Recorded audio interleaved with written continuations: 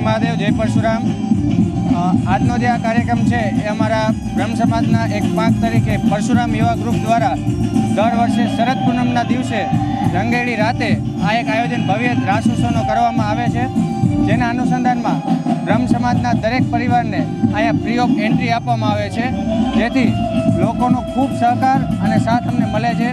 અને આ જ રીતે જો સાથ અને સહકાર અમને મળતો રહેશે તો અમે આનાથી પણ ભવ્ય આયોજન આવતા વર્ષે પણ આયોજિત કરશું। અને જે લોકોએ અમને આ કાર્યક્રમની અંદર સહકાર અને અમને સેવા માટે જે ઉપયોગી થયા છે આટલા મોટા ભવ્ય કાર્યક્રમની અંદર, તો એના માટે હું સૌનો ખૂબ ખૂબ આભાર માનું છું।